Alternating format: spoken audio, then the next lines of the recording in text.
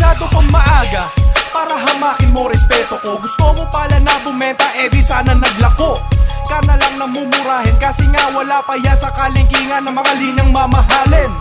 Parang presyo ng bilihin kanta namin, habang paangat ng paangat lalong patangkilikin.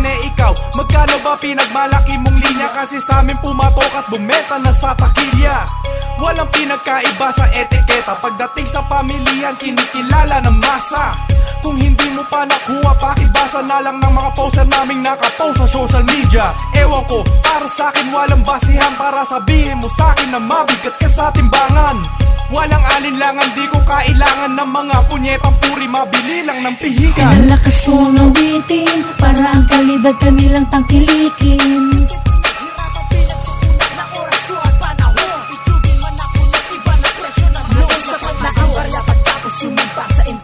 Kuminsan salamat lang ay okay na. Sa paglipas ng taon, mga linya ko'y pinagtibayan, hinangaan, kaya karapat-dapat ng bayaran.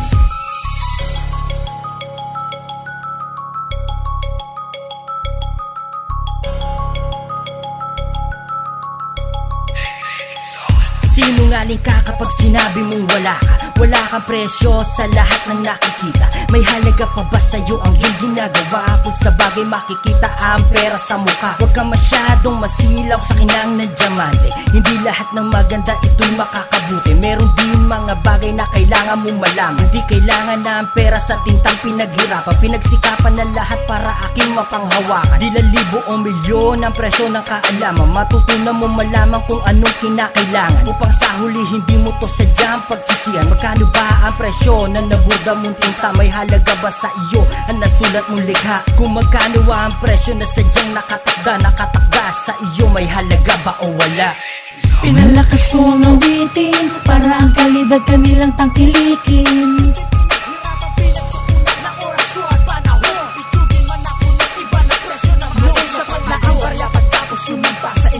Kuminsan salamat lang ay okay na. Sa paglipas ng taon, mga linya ko'y pinagtibayan, hinangaan, kaya karapat-dapat ng bayaran.